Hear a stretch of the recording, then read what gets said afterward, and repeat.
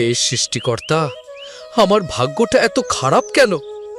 এই একটাই সম্বল ছিল আমার, সব আম চুরি হয়ে গেল। আমার আর কি রইল রে বাবা?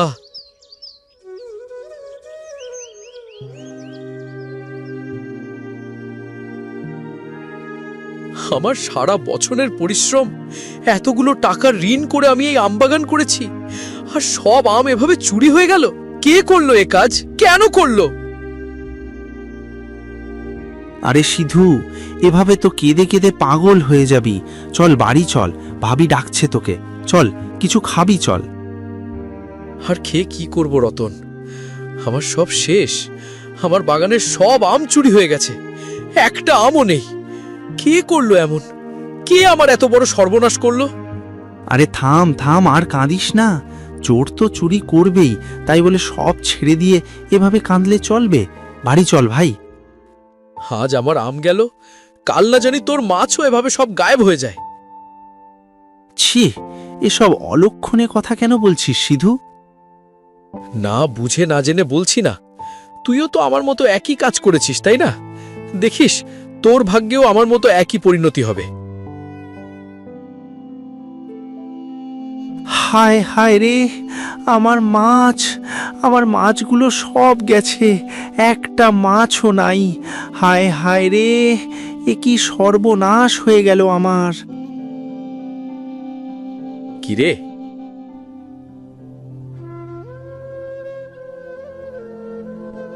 বলেছিলাম না এবার আমার কথা বিশ্বাস হলো? আমি জানতাম তোর ভাগ্যেও একই পরিণতি হবে। হ্যাঁ, তুই আসলে ঠিকই বলেছিলিস, কিন্তু এর তো একটা বিহিত করা প্রয়োজন। আমাদের কষ্টের ফসলের উপর এভাবে হামলা হবে আর আমরা চুপচাপ বসে থাকব? কিন্তু এ তো কোনো সাধারণ চোর নয়। আমাদের চুপচাপ বসে থাকা ছাড়াই বা উপায় কি? এভাবে অন্যায় সহ্য করে যাব? এছাড়া আর কি করার আছে? আমাদের কষ্টের ফসলের দিকে ওরা হাত বাড়াবে, দিতে না চাইলে ওরা সব ধ্বংস করে দেবে। কিন্তু এসব আমরা সহ্য করছি বলেই তো ওরা আরো বেশি করার সাহস পাচ্ছে। আর সহ্য করব না, চল আমার সাথে। কোথায়? বেঁচে থাকার চেষ্টা তো করতে হবে, চল।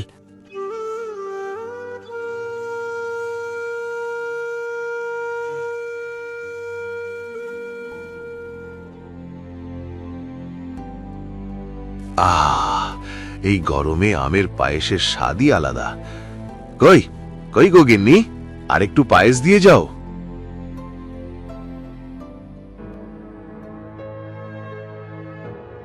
হুজুর, কে তোমরা? কি চাও? আমরা আপনার রাজ্যের নির্যাতিত প্রজা হুজুর। নির্যাতিত? আমার রাজ্যে তো কাউকে নির্যাতন করা হয় না। কি সব উল্টোপাল্টা বকছো? উল্টোপাল্টা না হুজুর। ছোট হুজুর সেদিন আমার দোকান থেকে এক ঝুড়ি আম ছিনিয়ে নিতে চেয়েছিলেন। আমি তা দিতে না চাইলি বলে আমার আমবাগানের সব আম চুরি করে নিয়ে এসেছেন। এ তো ভারী অন্যায় হুজুর। অনেক কষ্ট আর যত্ন করে পুকুরে মাছের চাষ করি, বিনা পয়সায় মাছ দিইনি বলে ছোট হুজুর সব মাছ চুরি করে নিয়ে চলে আসবেন? আপনিই বলুন হুজুর, এটা কি ঠিক? না মানে, আমার ছেলেটা একটু ভোজন রসিক আর কি। কিন্তু না না, এটা তো ভীষণ বাজে ব্যাপার। কিন্তু রুদ্রই যে চুরি করিয়েছে তার প্রমাণ কি? এর আগে লালুর ক্ষেতের তরমুজ ছোট হুজুর ঘোষণা দিয়ে চুরি করেছিলেন। হ্যাঁ লালু, ছোট হুজুর বিনা পয়সায় তরমুজ দিতে চাননি বলে ছোট হুজুরে কাজ করেছিলেন। আমরা নিশ্চিত এবারের চুরিগুলোও ছোট হুজুর করেছেন। ছোট হুজুর যা চান তা না পেলে সব ধ্বংস করে দেন। হুজুর, আপনি আমাদের পিতা মাতা, আপনি আমাদের রক্ষাকর্তা। আপনার তল্লাটে আমরা যদি দুটো খেয়ে পড়ে বেঁচে না থাকতে পারি, তাহলে আমরা কোথায় যাব হুজুর? আপনি যদি ন্যায় বিচার না করেন, তাহলে একদিন প্রজারা ক্ষেপে যাবে, তারা আপনার বিরুদ্ধে বিদ্রোহ করে বসবে।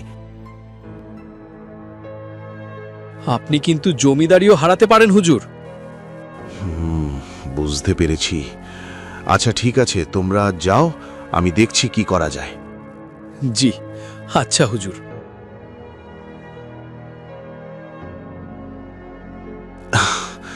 এই কুলাঙ্গার ছেলেটার জন্য না জানি আমাকে পথে বসতে হয়। রুদ্র,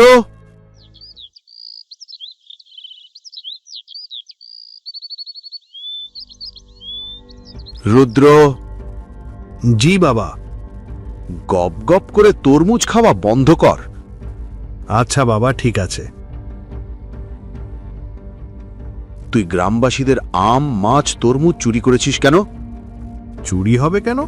আমাদের তল্লাটের জিনিসপত্র আমি নিয়ে এসেছি, তাতে কি হয়েছে? এগুলো চাষিদের কষ্ট করে ফলানো ফসল, তুই সেগুলো পয়সা না দিয়ে নিয়ে এসেছিস? আমি জানি এগুলো আমাদের তল্লাটে ফলানো ফসল, আর এগুলোর মালিক আমি। রুদ্র, জি বাবা। তুই আর এই গ্রামে থাকবি না, তুই সুবর্ণপুর তোর চাচার বাড়ি চলে যাবি। সে কি বাবা? কেন? আমার অপরাধ কি? তুই মানুষের কষ্টের মূল্য বুঝিস না, তোকে মানুষের কষ্ট বুঝতে হবে। কিন্তু বাবা। কোনো কিন্তু না, আমি যা বলেছি তাই করতে হবে তোকে। তোর জন্য আমি আমার জমিদারি হারাবো নাকি? কিন্তু আমার ভোগবিলাসের সাথে তোমার জমিদারি হারানোর সম্পর্ক কি? তোর ভোগবিলাস? ওটা ভোগবিলাস না, ওটা চুরি। তোর জন্যে লজ্জায় আমার মাথা কাটা গেছি। বাবা, তুমি শুধু শুধু আমায় ভুল বুঝছো। আমি কোনো কথা শুনতে চাই না। তোকে টাকা দিচ্ছি, তুই তোর চাচার বাড়ি চলে যা, কাজকর্ম শিখবি, আর কোনো রকম উল্টোপাল্টা কাজ করবি না।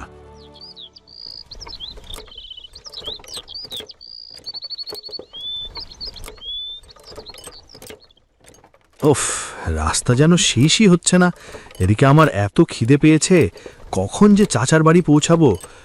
গাড়োয়ান। জি ছোট হুজুর। আর কতক্ষণ লাগবে? রাস্তা তো বেশি না হুজুর, কিন্তু যেতে সময় লাগছে। কেন? হুজুর, এদিকে ডাকাতের ভয় আছে, দেখে শুনে সাবধানে যেতে হচ্ছে। বলো কি?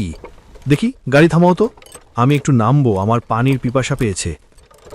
গাড়ির মধ্যেই খান হুজুর, এখানে গাড়ি থামানো ঠিক হবে না। আরে তোমার এই লক্ষর ঝক্ষর গাড়িতে পানি খাবো কি করে? গাড়ি থামাও।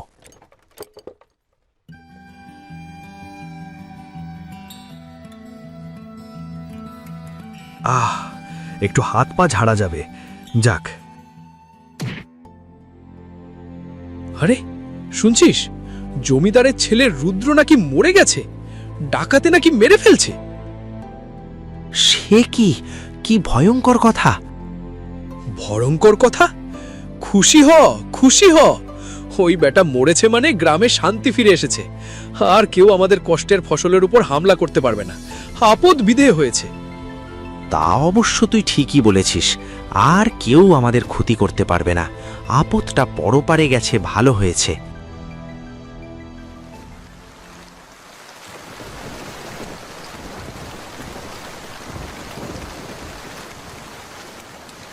ও সিধু, আমার না খুব সর্ষে ইলিশ খেতে ইচ্ছে করছে রে। মরে যাই কবে, কে বলবে? আরে মা, তোমার কিচ্ছু হবে না, তুমি এত ভেবো না তো।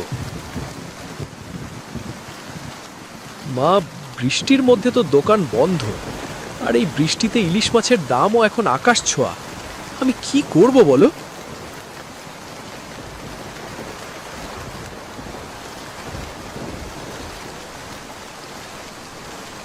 সিধুদা, এই নাও, তোমার মায়ের জন্য ইলিশ এনেছি, নাও। আরে ছুটকি, তুই জানলি কি করে মাঝি ইলিশ খেতে চেয়েছিল? তুই তো জানিস না, কাল ছুটকি এসেছিল আমায় দেখতে। আমি কথায় কথায় বলে ফেলেছিলাম আমার খুব সর্ষে ইলিশ খেতে ইচ্ছে করছে। হ্যাঁ, বুড়িমার কথা শুনেই ইলিশ এনেছি। দেখো সিধুদা, কি চমৎকার পুকুরের ইলিশ। হ্যাঁ, ইলিশটা দারুণ দেখতে। ইলিশ দেখেই তো আমার অসুখ অর্ধেক সেরে গেছে। বৃষ্টির দিনে পুকুরের ইলিশ মাছ, ভারী অদ্ভুত ব্যাপার। চিন্তার কিছু নেই সিধুদা, একজন ইলিশ ব্যবসায়ী এটা আমাকে দিয়েছে। দুটো দিয়েছিল, একটা আমি বুড়িমার জন্য নিয়ে এসেছি। ইলিশটা রেখে দাও সিধুদা, বুড়িমাকে রেঁধে দিও।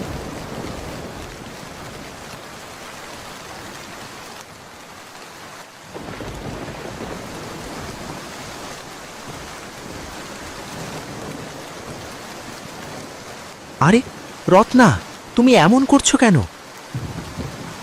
কেমন করব? হ্যাঁ, কেমন করব? কত দিন বলেছি আমার জন্য একটা ইলিশ মাছ নিয়ে এসো, ইলিশ মাছের কড়কড়ে ভাজি আর পাতলা ডাল দিয়ে কতদিন পর একটু গরম ভাত খাবো। আমি কি রুই মাছ খেতে চেয়েছি? আরে রুই মাছ যে পেয়েছো এই বেশি, এই বৃষ্টিতে মাছের এত আকাল, এর মধ্যে তুমি ইলিশ মাছ খুঁজে বেড়াচ্ছ। আমি তোমার কোনো কথাই শুনবো না। কতদিন ধরে বলছি ইলিশ আনো, আজ বৃষ্টি কাল বৃষ্টি, তোমার জন্যে সব সময় বৃষ্টি। তুমি কিছুই পারো না। আমি থাকবো না তোমার সংসারে, আমি আমার বাপের বাড়ি চলে যাব। হে সৃষ্টিকর্তা, এই অবুঝ রমণীকে কে বোঝাবে? আমি ইলিশ কোথায় পাবো?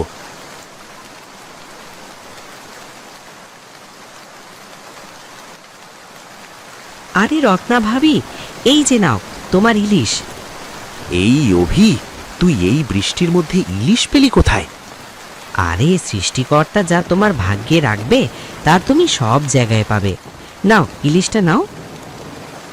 না না, এই ইলিশ আমি নেব না। বৃষ্টির দিনে পুকুরের ইলিশ নিশ্চয়ই কোনো দৈত্যী দানোর কাজ। আরে কিসব বাজে বকছো? বাচ্চা একটা ইলিশ এনেছে, আবার তুমি এটার মধ্যে রূপকথার গল্প শুরু করলে। দাও অভি, ইলিশটা দাও। চিন্তার কিছু নেই রতনদা, একজন ইলিশ ব্যবসায়ী আমাকে মাছটা দিয়েছে। আমার সাথে তো অনেক ইলিশ ব্যবসায়ীর খাতির আছে, তুমি তো জানোই। ভাবি ইলিশ মাছ পছন্দ করেন, তাই নিয়ে এসেছি। ভাবি, মাছটা রাখবেন না?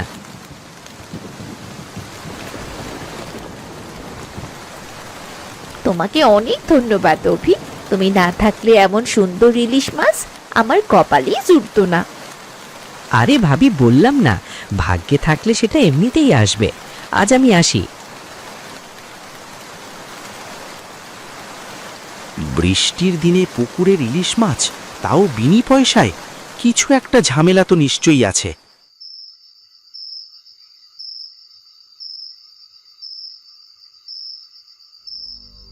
ওরে বাবারে, কি কে? আরে আমি। তুই রাতের বেলা এমন লাঠি নিয়ে হেঁটে যাচ্ছিস? তুইও তো লাঠি নিয়ে হেঁটে যাচ্ছিস, দানোর ভয়ে নিশ্চয়ই। আর বলিস না, এমন বৃষ্টির দিনে বাড়ি বাড়ি পুকুরের ইলিশ মাছ পৌঁছে যাচ্ছে। কেমন তাজ্জব ব্যাপার বলতো? নিশ্চয়ই কোনো ভয়ঙ্কর দানর কাজ। হ্যাঁ, আমিও তাই ভাবছি। নিশ্চয়ই আমাদের বশ করতে চায়।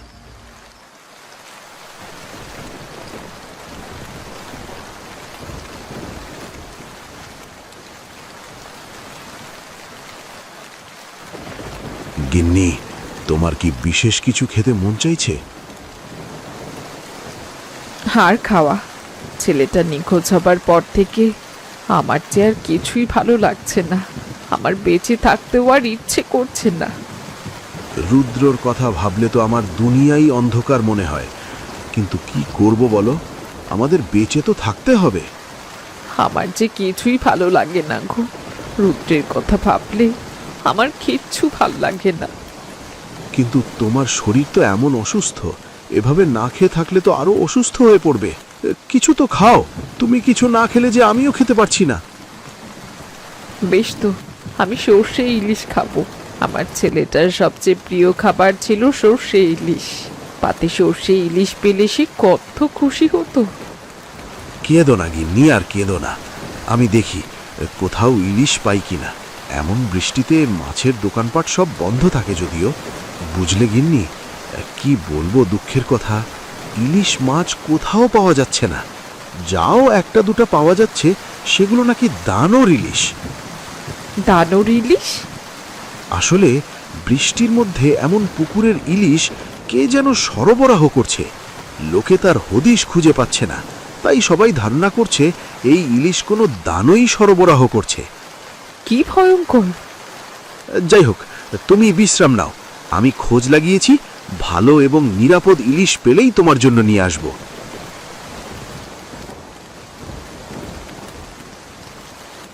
মা, কে কে থাকে? ওটা তো রুদ্রের গলা। রুদ্র, রুদ্র! মা, আমি তোমার জন্য ইলিশ মাছ নিয়ে এসেছি। রুদ্র, তুই বেঁচে আছিস বাবা? হ্যাঁ মা, আমি বেঁচে আছি। তবে তোমার রুদ্র আর আগের মতো নেই মা। সে এখন... রুদ্র, ও রুদ্র নয় হুজুর, কোনো দানব রুদ্রের বেশে এসেছে। ভাগ্যিস আমি ওকে এ বাড়িতে লুকিয়ে ঢুকতে দেখেছিলাম, দেখেই আপনাকে খবর দিয়েছি হুজুর। হ্যাঁ হুজুর, ছোট হুজুর তো কবেই মরে গেছে, এটা কোনো দানই হবে। থামো, তোমরা ভুল করছো। আমি দানও না, আমি বেঁচে আছি। মিথ্যে বলছিস তুই।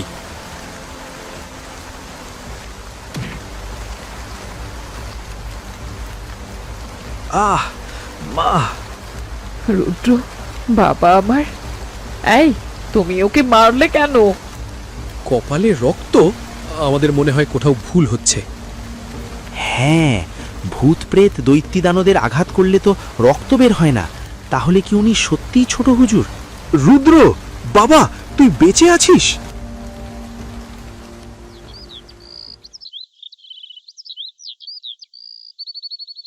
আহ, সারা শরীরে কি ব্যথা! ভাগ্যিস ডাকাতরাই টাকার থলিটা খুঁজে পায়নি, কিন্তু বেচারা গাড়োয়ানের কি অবস্থা কে জানে। আমি বরং বাড়িতেই ফিরে যাই। আহ!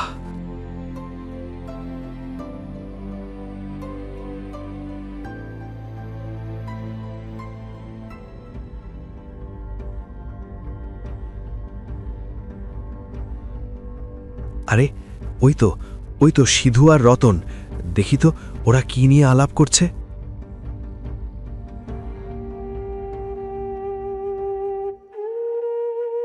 মানুষ আমার মরার খবরে এত খুশি, আমি সবাইকে এত যন্ত্রণা দিতাম। ছি ছি ছি, আমার বেঁচে থেকে কোনো লাভ নেই, কোনো লাভ নেই। আমি আর বাড়ি ফিরে যাব না।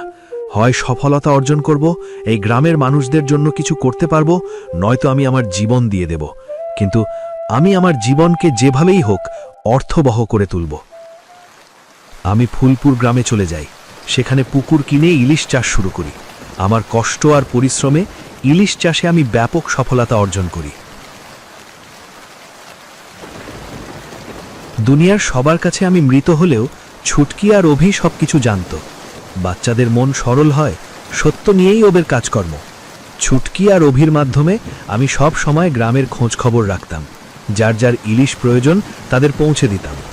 বৃষ্টির দিনে পুকুরের ইলিশ মাছের রহস্য এটাই, এটা কোনো দত্তিদানোর কাজ না, এটা সম্পূর্ণ আমার বদলানোর ইচ্ছা। এই গ্রামের প্রতি এটা আমার ভালোবাসা। ছুটকি আর অভি আমাকে খবর দিয়েছে মা খুব অসুস্থ, ইলিশ মাছ খেতে চাচ্ছে।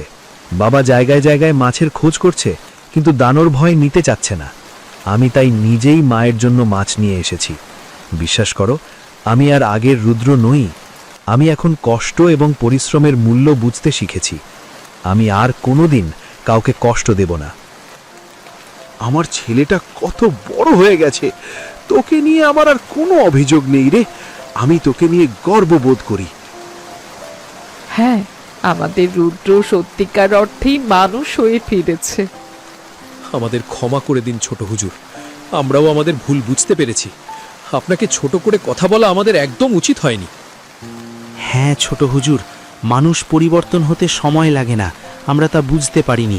আমাদের অনেক বড় ভুল হয়ে গেছে। আরে না না না, তোমরা ক্ষমা চাইছো কেন? তোমাদের জন্যই তো আমি নতুন রুদ্র হয়ে ফিরে আসতে পেরেছি।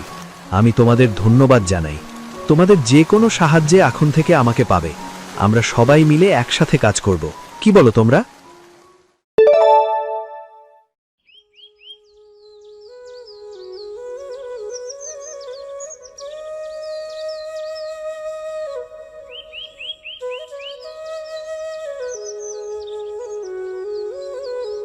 এই প্রচন্ড শীতে খালি পেটে কাজে বেরিয়েও না। এই সামান্য পান্তাটুকু অন্তত মুখে দিয়ে যাও। ঘরে তো আর কিছুই অবশিষ্ট নেই।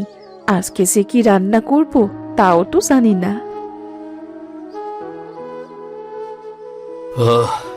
রমা, বাইরে যে হাড় কাঁপানো শীত পড়েছে, তাতে হাত পা অবশ হয়ে আসছে, কিন্তু ঘরে খাবার নেই।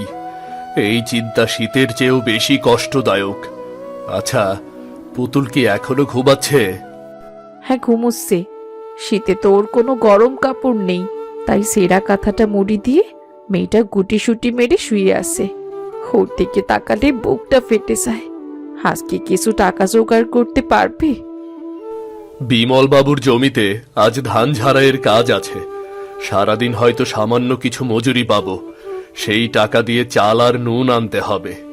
নিজের যদি একটু জমি থাকতো তাহলে তো সেটাতে কোনো রকমে চাষ করে খেতে পারতাম, কিন্তু পোড়া কপাল, তাও তো সেটা নেই। আচ্ছা, সে যাই হোক, তুমি চিন্তা করো না, আমি গেলাম গো।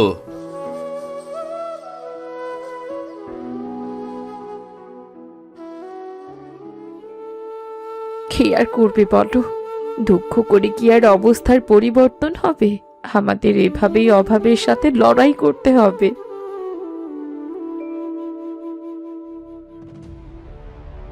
কি হ্যাঁ রমেশ, আসতে এত দেরি হলো কেন? বেলা তো অনেক হলো। কাজে ফাঁকি দিলে কিন্তু মজুরি কেটে রাখবো, মনে যেন থাকে। আজ্ঞে বাবু, আজ অনেক শীত পড়েছে, কুয়াশার কারণে পথ দেখা যাচ্ছিল না। আমি এখনই কাজে লেগে পড়ছি, আপনি দয়া করে রাগ করবেন না।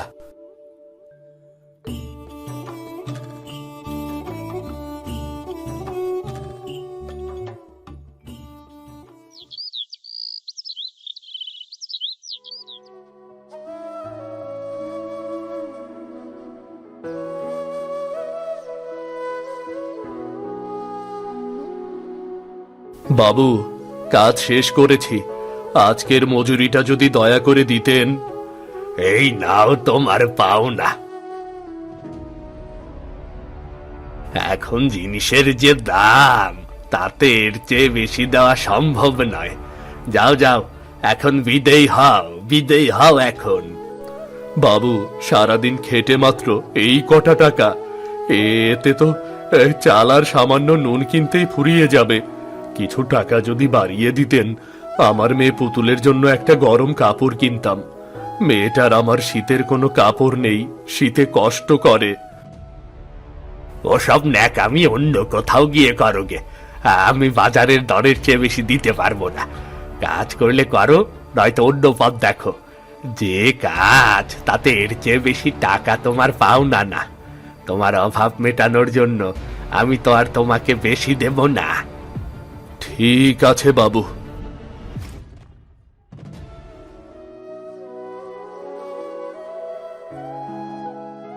বাবা, তুমি এসেছো? আমি কতক্ষণ ধরে তোমার পথ চেয়ে বসে আছি। আমার জন্য শীতের কাপড় এনেছো বাবা? অনেক শীত লাগে, আমার খুব কষ্ট হয় বাবা। না রে মা, আজ অনেক দেরি হয়ে গেল, বাজার করার সময় পেলাম না। আজ বিমল বাবুর কাজের বড্ড চাপ ছিল রে, তোর জন্য আমি পরে একটা শীতের কাপড় নিয়ে আসব। বাবা জানো আজ খুকুমণিদের বাড়িতে কি রান্না হয়েছে? আজ ওরা বাজার থেকে বড় একটা ফুলকপি আর একদম তাজা শিম নিয়ে এসেছি। ওদের রান্নাঘর থেকে কি সুন্দর গন্ধ বেরোচ্ছিল। এখন শীতের নতুন সবজি উঠেছে বাজারে। বাবা, তুমি আমার জন্য নতুন কিছু সবজি কিনে আনবে? প্রতিদিন লবণ মরিচ দিয়ে ভাত খেতে আমার আর ভাল লাগে না বাবা। মারে, ফুলকপি আর সিমের বিচিতে অনেক দাম, আমাদের মতো গরিবের পাতে ওসব কি আর সয় রে মা?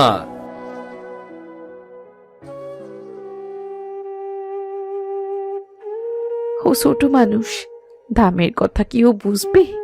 আজ সারাদিনও খুকুমণিদের বাড়ির দিকে তাকিয়েছিল। পাড়ার অন্য সব বাড়িতেই এখন নতুন সবজি রান্না হচ্ছে।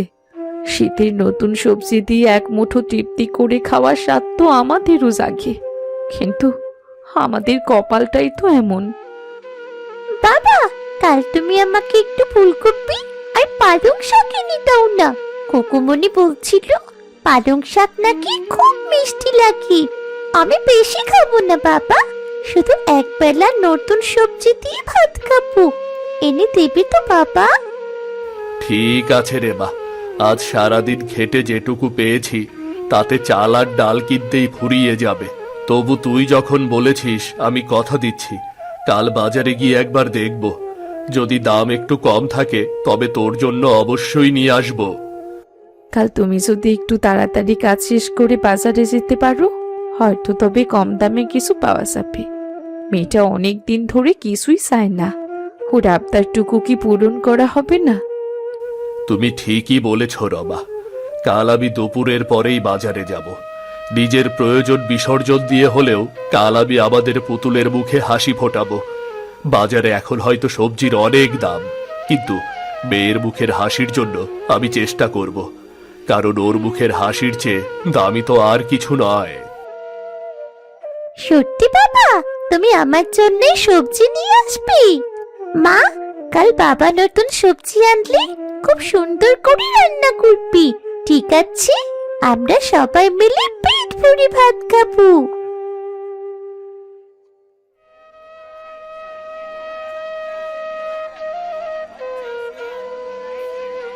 দাদা, এই ফুলকপির দাম কত করে রাখছেন?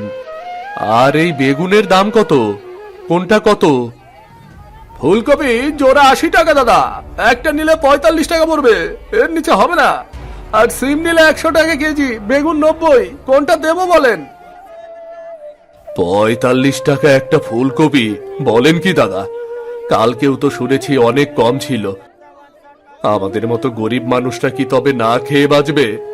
এই শীতের সবজি এত দাম হলে আমরা কিভাবে খাবো? দেখুন দাদা, বাজারের খবর কি আপনি জানেন না নাকি? আড়ত থেকেই চড়া দামে কিনে আনতে হয়েছে। আপনি কি নেবেন? আরে না নিলে সরে দাঁড়ান তো, অন্যজনকে দেখতে দিন। এত কথা বলার সময় নেই। হ্যাঁ, পকেটে পয়সা নেই, আবার টাটকা সবজি নিতে এসেছে, যত সব।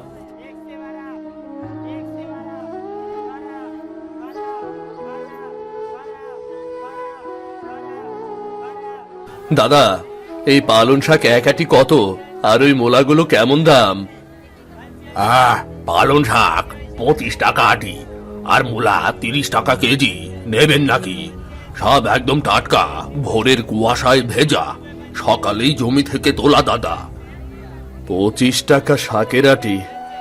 আমার কাছে মোটে 50টি টাকা আছে। চাল কিনবো নাকি সবজি? এক আটি শাক কিনলে তো রাতের চাল কেনা হবে না।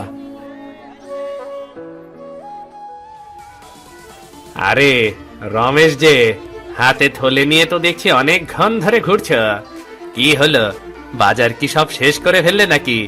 নাকি থলেটা এখনো বাতাসের ওজনেই ভারী হয়ে আছে?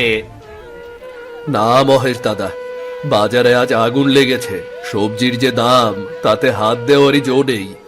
আমার মতো মানুষের পক্ষে এসব কেনা অসম্ভব। দেখো রমেশ, সবার কপাল তো আর এক হয় না।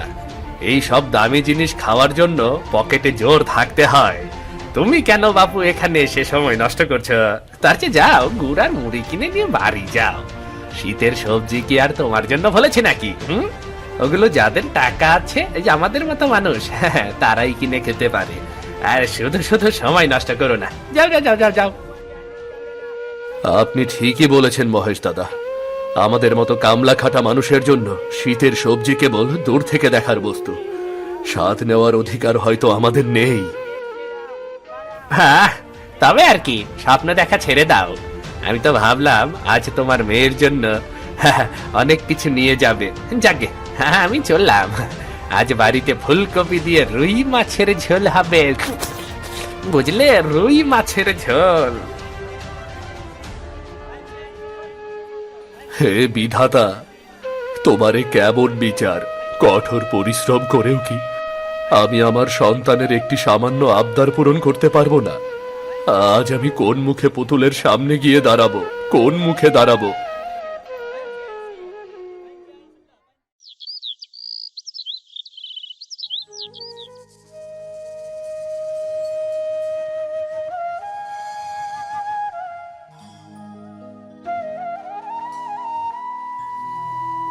কি গো, বাজার থেকে এসে অমন চুপচাপ বসে আসো সে?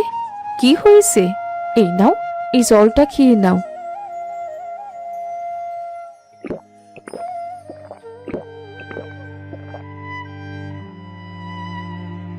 তুমি বাজারে যাওনি নাকি? গিয়েছিলাম রমা, কিন্তু বাজার যেন আজ সবজির গায়ে আগুন। যে সবজির কাছে যাই সেটাই আমার কেনার অসাধ্য। এক আটি পালং শাকের যা দাম, তা দিয়ে আমাদের 2 বেলার চাল হয়ে যায়। পুতুলের আবদার পূরণ করা আমার মতো অভাবী মানুষের সাধ্যের বাইরে। মনটা খুব খারাপ হয়ে গেল রমা। আমার মেয়েটার এই সামান্য ইচ্ছাটুকু আমি পূরণ করতে পারলাম না রমা। এইভাবে ভেঙে পড়ো না। বাজারের যা দশা, তাতে আমাদের মতো দিনমজুরদের পক্ষে সবজি কিনে খাওয়া এখন বিলাসিতা। কিন্তু আমি একটা কথা ভাবছিলাম, শুনবে? কি ভাবছিলে বলো রমা? কোনো উপায় কি আছে আমাদের এই অভাব থেকে মুক্ত হওয়ার? থাকবে না কেন? আমাদের বাড়ির পেছনে যে এক ফালি জমি পড়ে আছে, সেখানে আগাছা জন্মে জঙ্গল হয়ে আছে। ওটা কি তুমি দেখেছো? ওখানের মাটিটা কিন্তু খুব উর্বর। আমরা কি নিজেরাই সেখানে কিছু সবজি চাষ করতে পারি না? তুমি বাড়ির আঙিনায় সবজি চাষের কথা বলছো, কিন্তু রমা, ওটা তো আমাদের জমি না, দীপক বাবুর জমি। তারা এখন শহরে থাকে, তাই ছোট্ট জমিটাতে কিচ্ছু করে না, এভাবে পড়ে আছে বছরের পর বছর। পরের জমিতে চাষ করা কি ঠিক হবে? আজ কত বছর হয়ে গেল জমিটা এইভাবেই পরিত্যক্ত হয়েই পড়ে আছে। আমরা তো আর তেমন কোনো বড় গাছপালা লাগাচ্ছি না, সে অনেক সময়ের ব্যাপার। সবজি চাষ করব, সবজি তো কিছুদিনের মধ্যেই আবার তুলে ফেলা যায়। বাবুরা যদি এর মধ্যে চলে আসে, তাদের জমি তাদের ফিরিয়ে নেবে, এতে সমস্যা কি? কিন্তু বীজ কেনার টাকা কোথায়? তুমি কোনো চিন্তা করো না, আমি প্রতিদিন সংসার খরচ থেকে 2-1 টাকা করে বাঁচিয়ে একটি মাটির ব্যাংকে জমিয়েছি। আজ ওটাই ভেঙেছি, সেখানে অল্প কিছু টাকা জমেছে, যা দিয়ে অন্তত পালং শাক আর মূলার বীজ কেনা যাবে। তোমার মাথায় এত বুদ্ধি, সত্যি রমা।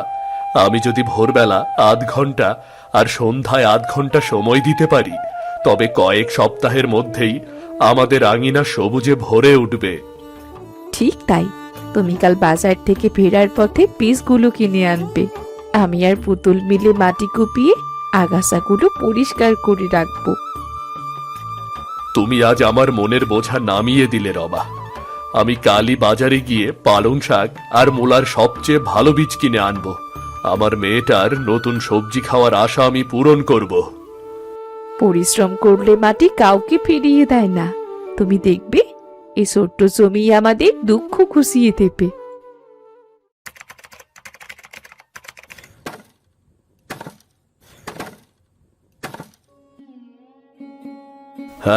রমা, দেখছো মাটির রংটা কি সুন্দর কালো আর ঝুরঝুরে হয়ে উঠেছে। এই মাটিতে বীজ পড়লে সোনা ফলবে।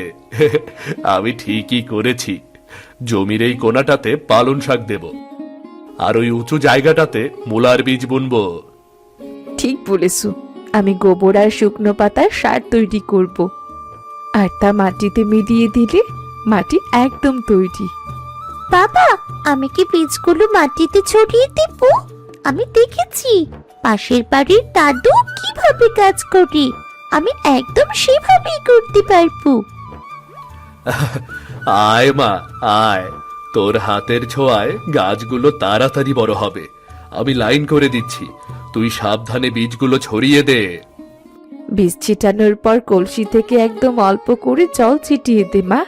মনে রাখিস, পানি বেশি দিলে কিন্তু বীজগুলো পচে যাবে, খুব সাবধানে দিতে হবে। মা, আমি রোজ সকাল আর বিকেল এদের গোড়ায় পানি দেব, অনেক যত্ন করব। দেখবে গাছগুলো কত তাড়াতাড়ি বড় হয়ে যায়।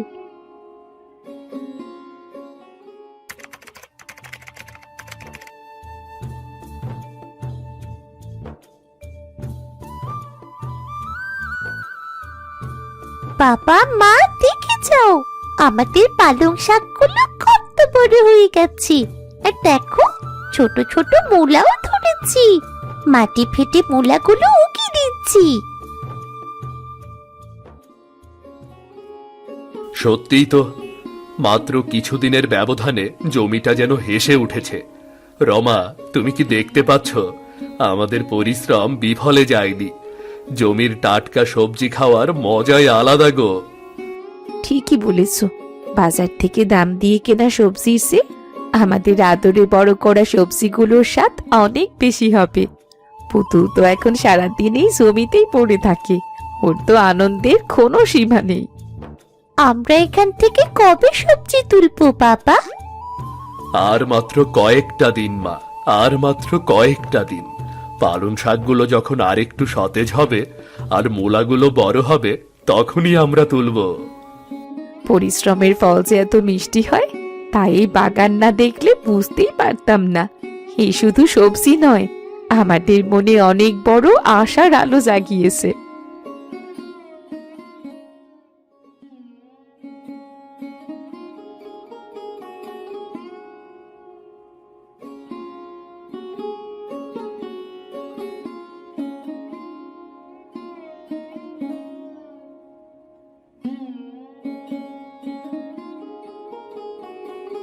ও রমেশ, এ কি অদ্ভুত কাণ্ড! এই এক ফালি জমিতে এত সুন্দর সবজি হয়েছে। আমি তো ভেবেছিলাম এবছর কেবল বড় গৃহস্থদের ঘরেই এমন ফসল দেখা যাইবে। আগে দাদা, সব বিধাতার কৃপা আর আমাদের পরিশ্রম। নিজের হাতে লাগানো সবজি যখন চোখের সামনে বেড়ে ওঠে তখন মনটা শান্তিতে ভরে যায়। তোমার পালন শাকগুলো তো একদমই সতেজ, আর মূলাগুলান তো বাজারে পাওয়া সবজির চাইও বড় হইছে।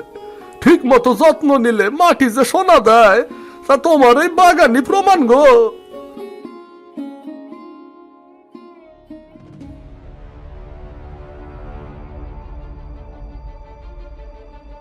কি গো রমেশ, দেখছি খুব জাঁকজমক শুরু করেছ।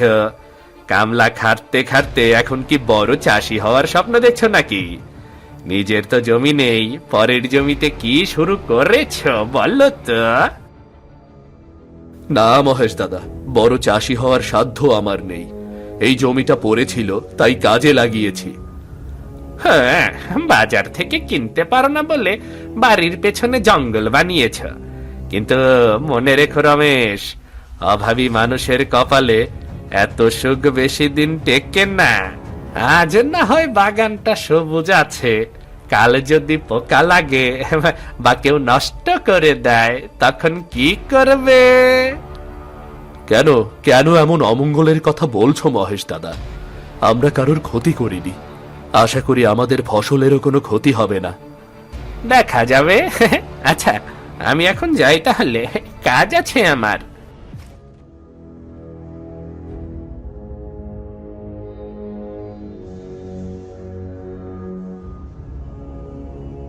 এই ভিখারি রমেশ এত সুন্দর ফসল ফলিয়েছে, গ্রামের লোক ওর প্রশংসা করছে। এটা হতে দেওয়া যায় না। আজ রাতেই আমি ওর সব দর্প চূর্ণ করব। এই মূলার শাকগুলো কালোর পাতে নয় বরং আমার ঘরে উঠবে। ওকে আমি আবার সেই আগের মতো শূন্য হাতে ভিখারি বানিয়ে ছাড়বো।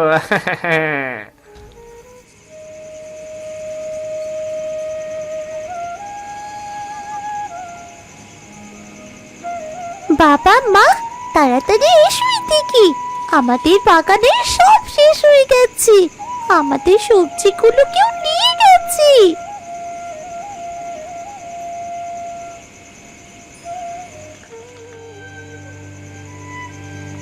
এ কি সর্বনাশ হলো আমাদের!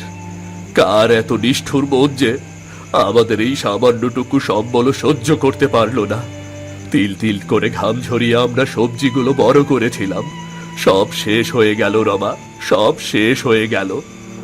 ওগো, এই তো শুধু সবজি চুরি নয়, জানো আমাদের কলিজা ছিঁড়ে নিয়ে গেছে।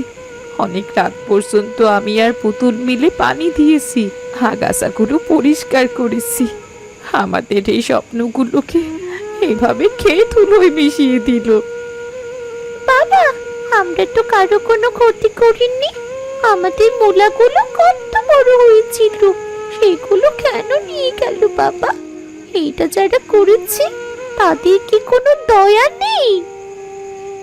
শান্ত হ মা, শান্ত হ। এই দুনিয়া বড় বিচিত্র। গরিবের সুখ অনেকের সহ্য হয় না। যে আমাদের এত বড় ক্ষতি করেছে তার বিচার হতেই হবে। তুমি ঠিকই বলেছ রমা। পরিশ্রম আমরা করেছি, তার ফল ভোগ করবে অন্য লোক, তা হতে পারে না। আমি আজই গ্রামের মোড়ল দেবাশিস বাবুর কাছে যাব। তিনি ন্যায়পরায়ণ মানুষ, তিনি নিশ্চয় এর বিচার করবেন। বাবা, বিচার হলে কি আমরা আমাদের সবজি ফিরে পাবো? সবজি ফিরে আসুক আর না আসুক মা, ন্যায়ের জয় আমরা দেখেই ছাড়ব। যে আমাদের এই কান্নার কারণ হয়েছে তাকে তার শাস্তি পেতেই হবে।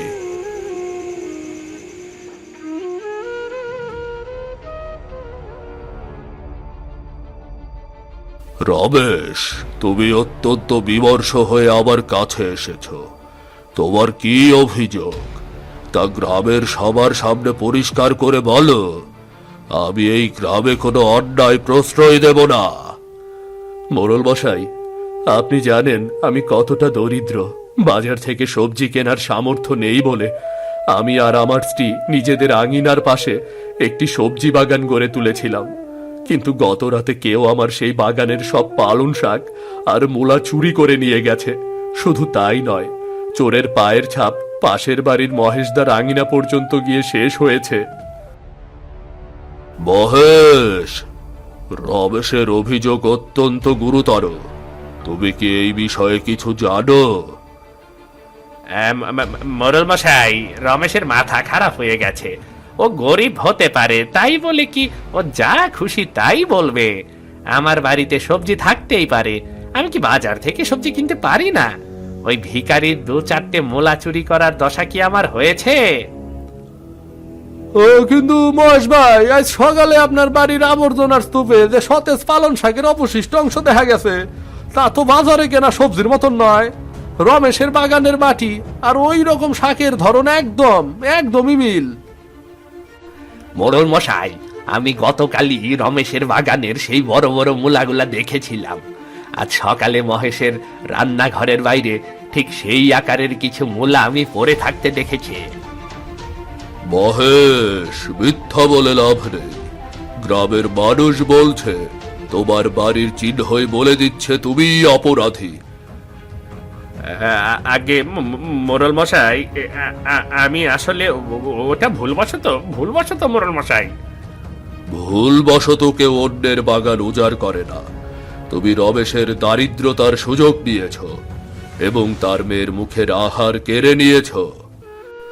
মোড়ল মশাই, আমি কোনো গোলমাল চাই না, শুধু আমার কষ্টের ফসলের বিচার চাই। আমার মেয়েটা আজ সকাল ওই শূন্য বাগান দেখে খুব কেঁদেছে।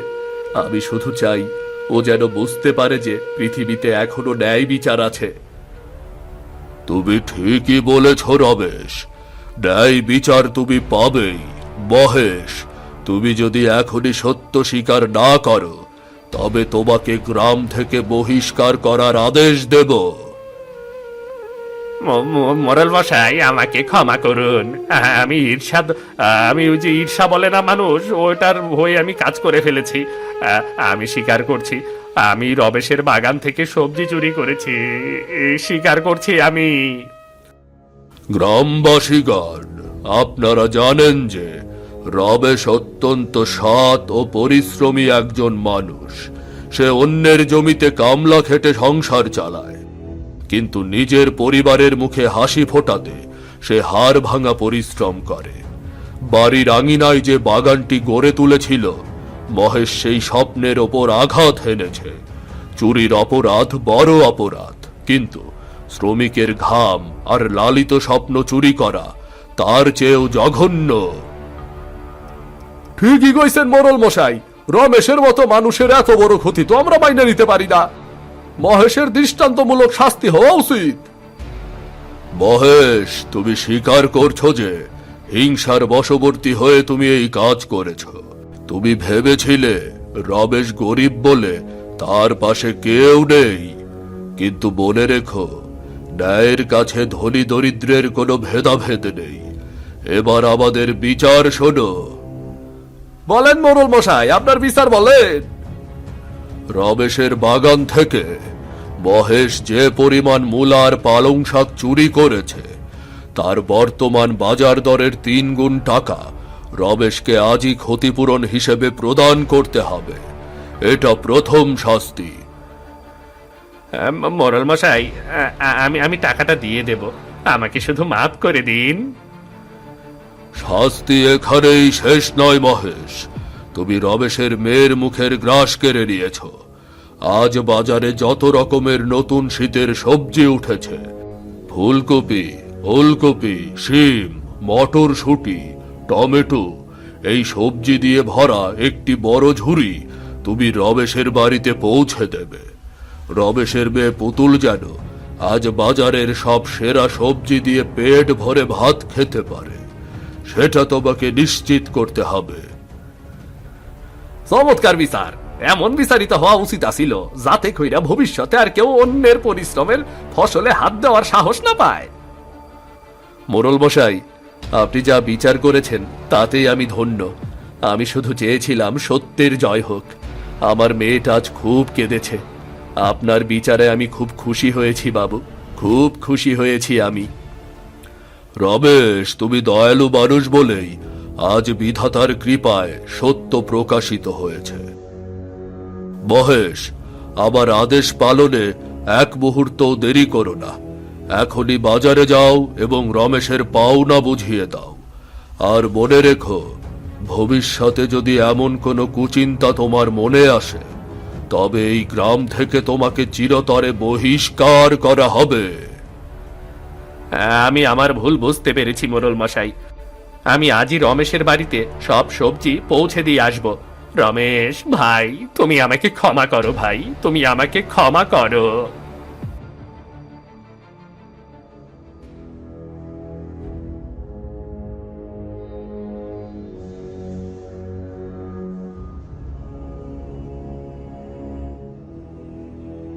মোড়ল মশাইয়ের আদেশে আর আমার পাপের প্রায়শ্চিত্ত হিসেবে আমি এই সবজিগুলো নিয়ে এসেছি।